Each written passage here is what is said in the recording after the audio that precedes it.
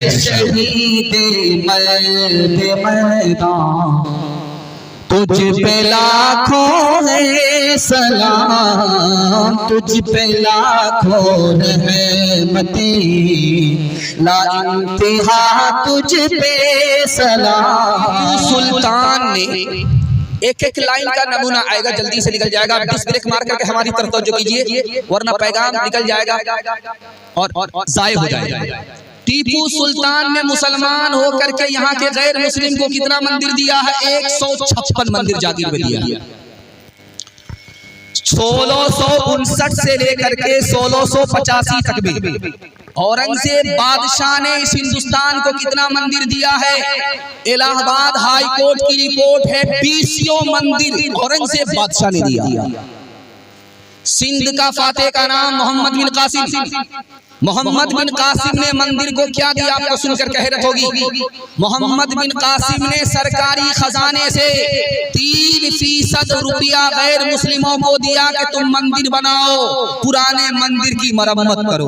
नारे तकबीर, नारे तकबीर, उलमाए इस्लाम।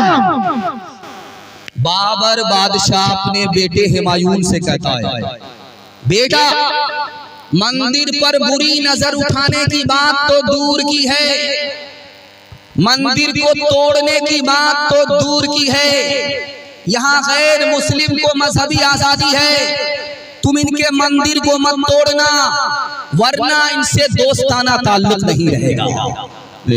अब सुनिए गैर मुस्लिमों की तरफ से भाईचारा, आपको सुनकर हैरत होगी। कमलापति त्रिपाठी बहुत बड़े पंडित थे, इंतकाल कर गए।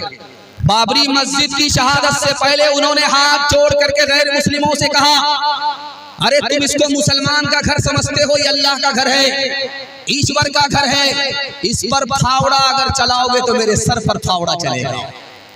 जब बाबरी मस्जिद शहीद हो गई तो खुशूनत सिंह गैर मुस्लिम है, उन्होंने कहा कि 50 घर हिंदुओं के चूल्हा नहीं जला, सोग में कि अल्लाह का घर टूट गया।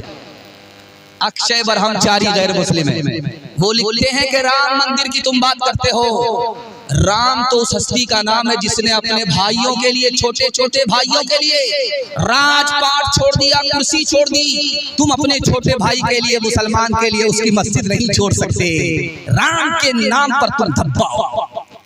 मुरारजी भाई देसाई इसी हिंदुस्तान के वजीर आजम थे, सोमनाथ के ट्रस्टी थे। सोमनाथ मंदिर गुजरात में है, मशहूर मंदिर है, उसी के बराबर में मस्जिद में ताला लगा हुआ था। उन्होंने हाथ जोड़ करके मुसलमानों से कहा, मुझे एक मौजिन दे दो, मुझे एक इमाम दे दो, मैं गैर मुस्लिम जरूर हूँ लेकिन मस्जिद में ताला लगा हुआ है, मेरी नींद हराम है, मैं चाहता हूँ जैसे मस्जिद आबाद रहे, मंदिर आबाद है, उसी तरह अल्लाह का घर मस्जिद भी आबाद रहे। अपने किरदार का तू पहले तो गाजी बन जा,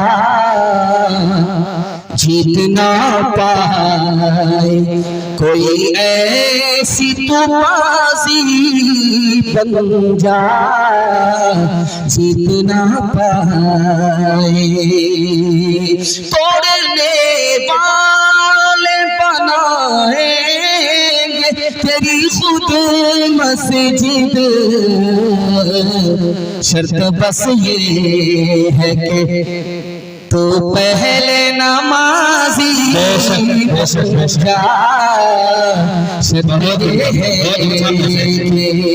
आज उठाइए, वादा कीजिए बाजार रोज मस्जिद कभी कभी इंशाअल्लाह। ये देखिए, ये हमारे साथ रांची जाने वाले लोग, पटना में इनका गुजारा होने वाला। हम फूल हैं, ये हाथ है, दोनों पागलों का इस्तेमाल हो रहा है। तीसरा पैगाम, आखिरी पैगाम आपकी खिदमत पर रखने के लिए जा रहा हूँ। हमारा उरूज कब था, हमारा जवाल कैसे हुआ, आपको सुनकर हैरत होगी। टाइगरे हिंदुस्तान टीपू सुल्तान को याद रखिए और दुआ कीजिए कि उस शहीद आजम को अल्लाह हमारी तरफ से, पूरी मिल्लत की तरफ से जज़ाए खैर दे। सुनिएगा, आपको हैरत होगी। 1257 में मुसलमानों की सबसे बड़ी हुकूमत गई, उस हुकूमत का नाम था खिलाफत उस्मानी। जानते हैं कैसे गई? हुकूमत कैसे गई? बादशाह सुन्नी था, वजीर शिया था।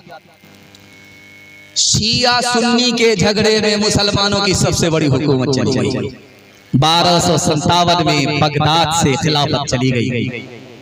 52 टुकड़ों में आजाद मुल्क नजर आ रहा है, ये खिलाफत का हिस्सा था। इतनी बड़ी हुकूमत चली गई। उंदुलुस में 1492 ईस्वी में उंदुलुस से मुसलमानों की हुकूमत गई। एक लाइन में जवाब दे रहा हूं। बाप का नाम था अबू मोहसिन बादशाह था, बेटा का नाम था अबू अब्दुल्ला वजीर था। बाप बेटे के झगड़े में 800 साल मुसलमानों की हुकूमत चली गई। हिंदुस्तान कितना बड़ा था आप जानते हैं? कन्याकुमारी से लेकर के काबुल तक हिंदुस्तान था। किस दौर में? औरंगजेब बादशाह के दौर में। 1707 में जैसे ही बादशाह औरंगजेब का इंतकाल हुआ, बादशाह औरंगजेब के 3 लड़के थे, कुर्सी के नाम पर तीनों झगड़ा करने लगे। उस झगड़े की नहुसत में हिंदुस्तान छोटा हुआ, मुसलमान के हाथ से जो हुकूमत गई कभी वापस। 1757 में नवाब सिराजुद्दौला की नवाबी चली गई। जानते हैं कैसे गई? नवाब सिराजुद्दौला के पास टाइगर बंगाल के पास, आप मालदा के लोग हैं, आप जानते हैं नवाब सिराजुद्दौला को। नवाब सिराजुद्दौला के पास फौज थी 70,000 और अंग्रेज कितने थे? सिर्फ 7,000। 7,000 अंग्रेज से 70,000 मुसलमान हार गया। जानते हैं क्यों? मीर जाफर की गद्दारी की वजह से। इस घर को आग लग गई, घर के चर्चा। 1764 में बक्सर के मैदान में मीर कासिम हार गया अंग्रेज से। मीर कासिम के पास 50,000 मुसलमान फौज और अंग्रेज के पास सिर्फ 3,000। 3,000 अंग्रेज जीत गए, मुसलमान 50,000 हार गए।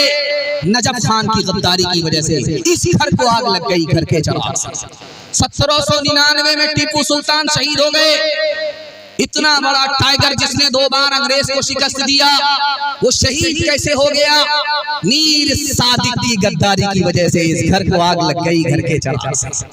मुसलमानों का उरूज दिखाने के लिए जा रहा हूं। आपने कुतुब मीनार देखा है दिल्ली में? जानते हैं उसकी बुलंदी कितनी है? 238 फीट है। कुतुब मीनार की बुलंदी 238 फीट है। ये बुलंदी किस लिए थी? ताकि आजान की सदा से पूरी दिल्ली गूंज जाए। जामे मस्जिद आप जाते हैं देखने के लिए, जानते हैं उस मस्जिद का नाम क्या था? कुव्वतुल इस्लाम। ये इस्लाम की ताकत की निशानी थी। जो जामे मस्जिद आप दिल्ली के नाम से जाकर के देखते हैं ये। और एक हौज था, उसका नाम हौज शमसी। वो हौज कितना बड़ा था? जो वजू के लिए, मुसलमानों के वजू के लिए बनाया गया था। मुसलमान नवाजी कितने थे दिखाने के लिए जा रहा हूं। 276 बीघा में हौज था। 276 बीघा में हौज था।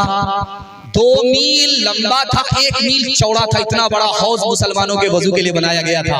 इससे अंदाजा कीजिए नमाजी कितने ज्यादा थे। अब जब टीपू सुल्तान जिंदा थे, मुसलमानों की हुकूमत कितनी बड़ी थी जानते हैं? 1,57,00,000 मुरब्बा मील पर मुसलमान हुकूमत करता था। टीपू सुल्तान जिंदा है, मुसलमानों की हुकूमत 1,57,00,000 मुरब्बा मील पर। जैसे ही टीपू सुल्तान शहीद हुए 50 साल नहीं गुजरे, मुसलमानों की हुकूमत छोटी हो गई। 1,57,00,000 से घट करके 45 लाख पर आ गई। हाथ उठा करके वादा कीजिए हम इंशाअल्लाह अपनी औलाद में टीपू सुल्तान के जानशी को पैदा करेंगे।